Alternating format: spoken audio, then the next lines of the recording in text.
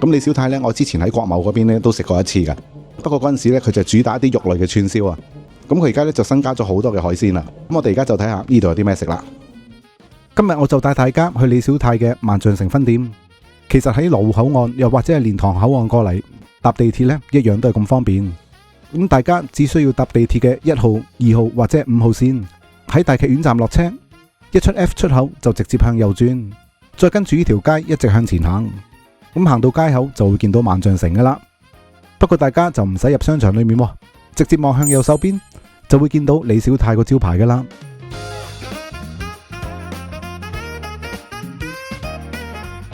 因為我哋一早就嚟到，咁好彩啦，暫時呢就未算係好多人，可以舒舒服服霸翻個靚位啦。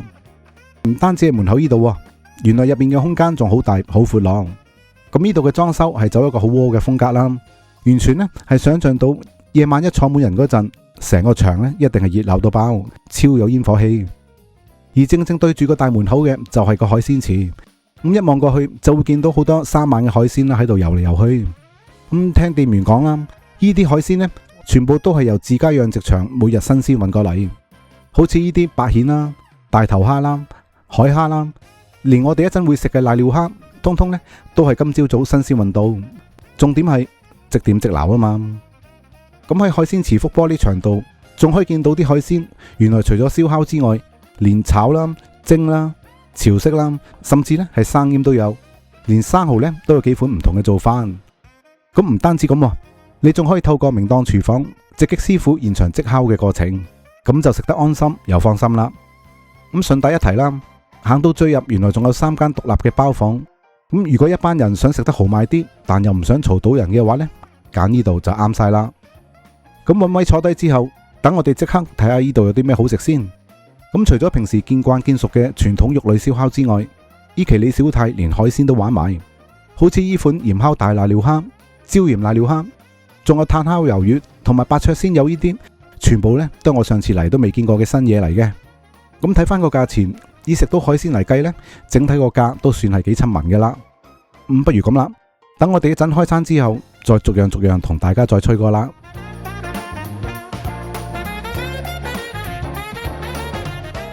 咁順便提一提大家啦，呢度呢都有好多款唔同嘅啤酒可以揀嘅，好似係德式小麥啦、百香果啦，同埋朝日啤酒都有。講真，食串燒配埋冰凍嘅啤酒呢，就係指定嘅動作嚟噶啦。不過如果你仲未成年嘅，咁就乖乖地暫時飲住汽水先啦。嗱，咁我哋睇晒呢度有啲咩食之後呢，咁我哋就可以開餐咯。咁咧，我哋呢首先呢，就一定要食咗個砂鍋粥先啦，因為呢個砂鍋粥上嗰陣時熱辣辣嘅，凍咗呢就唔好食噶啦。咁我哋而家睇下呢，呢個砂鍋粥裏面有啲咩先。嗱，咁呢個砂鍋粥呢，你見到佢嗰啲顏色呢係橙地色嘅，因為呢佢裏面呢係有啲蝦喺裏面啦。咁啊，除咗有蝦之外呢，你係仲會呢係會見到有啲白蜆喺裏面啊。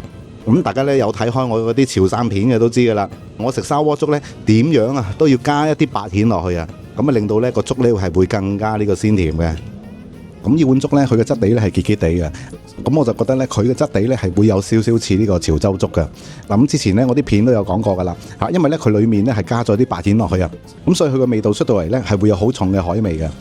咁加上呢，佢裏面係會有好多蝦喺裏面嘅，咁所以呢碗粥呢，整體上出到嚟呢係真係好鮮味嘅。咁不過呢碗粥呢，終極嘅食法就一定係要加啲芫茜落去嘅。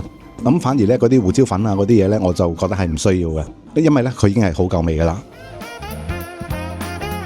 咁呢度嘅鹽烤大瀨尿蝦，啱啱呢，佢先喺海鮮池度即點即撈，之後呢，就直接放上炭火度用明火去燒。咁一上台嗰下，佢仲係熱辣辣，好有煙火氣嘅。咁而家呢，佢仲做緊個限時嘅優惠，116蚊就已經可以食到4隻噶啦。咁喺度點串燒呢？其實呢，你係可以同店員講呢，係要揀辣定係唔辣嘅。咁呢啲鹽燒瀨尿蝦呢，佢咬落去嘅時候呢，佢嘅肉質呢係好結實噶，唔會話食到係好粉嘅。咁今次呢，我哋就嗌咗4條啦，其中有3條呢係一邊食呢係一邊就會有蝦膏嘅。咁不過最重要嘅呢，就係呢啲瀨尿蝦呢係唔會有腥味嘅。咁如果再想惹味啲，試埋呢份椒鹽瀨尿蝦就啱晒啦。咁佢同樣呢都係即點即炸。咁一上台，上面呢就鋪滿晒啲炒香咗嘅蒜粒同埋辣椒，單係呢個賣相呢，就已經覺得係超惹味。咁配啤酒呢，簡直係一絕添啦。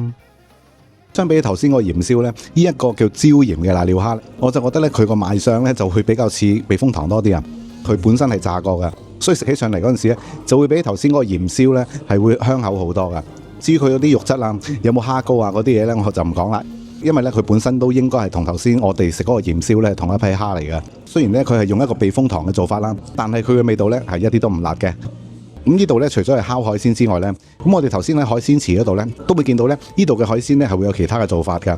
咁其中一個咧就係呢個白灼嘅本港魷魚啊。咁睇佢外觀咧就知咧佢係走緊一個潮式嘅路線啦，即係嗰啲白灼嘅魷魚啊。咁食佢咧就最主要咧都係食佢原汁原味嘅啫。咁我就覺得咧呢啲魷魚咧都係新鮮嘅，就唔會話係有啲腥味嘅。咁但係咧，如果你想佢嘅味道再好食啲嘅咧，咁咧就有兩個嘅方法嘅。咁第一個咧就可以點側邊嘅滑沙比豉油啊，點咗之後咧，呢啲魷魚嘅鮮味咧就會帶晒出嚟噶啦。咁第二個食法咧就係炭烤啦。咁呢幾隻炭烤先有個風味咧，就會似翻以前喺戲院門口嗰啲咁嘅烤魷魚一樣。咁表面咧仲燒到微微金黃，肉質咧係勁厚身，望落咧就好有彈性。咁相比頭先嗰個白灼魷魚咧烤嘅魷魚咧的而且確真係香口好多嘅。咁頭先嗰啲白灼嘅鮮魷咧，你會唔會食到佢係腍腍地啊，有啲咬口嘅？咁炭燒嘅做法咧，你會唔會食到咧佢外皮咧係好脆嘅？咁同埋佢上面咧係滲咗好多嘅孜然粉上去啊，整體上咧係幾惹味嘅。咁呢度嘅羅氏蝦，隻隻都喺海鮮池度即撈即燒。咁師傅咧仲烤到個殼金金黃黃，一睇咧就知佢夠新鮮啦。咁雖然呢啲蝦咧就係烤出嚟啦，但係啲蝦肉都好結實，好彈牙嘅。咁咬落去咧都夠晒肉汁，食落去咧就夠晒野味。咁跟住咧，我哋就試下呢個雨山蒜蓉河皇啦。咁大家咧有睇開我啲片都知噶啦，我食蠔咧最中意第一件事就係飲咗佢嗰啲汁先啊，呢啲先係精華嚟噶嘛。嗱，呢啲汁咧飲落去都幾鮮甜噶。咁但係最緊要嘅就係咧，佢上面係唔會話有好多油喺上面噶。如果你係怕油嘅朋友咧，直接飲佢咧都 OK 嘅。咁雖然呢啲蠔咧烤完之後咧係會縮咗少少啦，咁但係咧佢依然都係脹卜卜嘅。不過講咗咁耐，最重要係咩咧？就係佢一啲都唔腥啊！咁呢個香煎黃花魚咧，最驚喜嘅係咩咧？就係佢食嘅時候咧，你係唔會食到成口油淋淋噶。因為呢度啲魚咧係用一層好薄嘅油咧去煎出嚟㗎，咁所以咧你食嘅時候咧，你係可以咧食得到佢表面嗰層皮咧係真係好脆嘅，而裡面嗰啲肉咧就真係一貫黃花魚嗰啲咁嘅肉質啦，可以軟軟腍腍係幾滑嘅。不過咧最重要係咩啊？就係呢啲黃花魚咧係完全冇骨㗎，咁咧老人家細路仔咧都一樣咁啱食嘅。跟住出場嘅炭燒活鰻，同樣咧都係現場即撈，仲係用炭火燒到鎖死晒啲肉汁。最後咧，仲搽咗浸鹹鹹甜甜嘅秘製醬。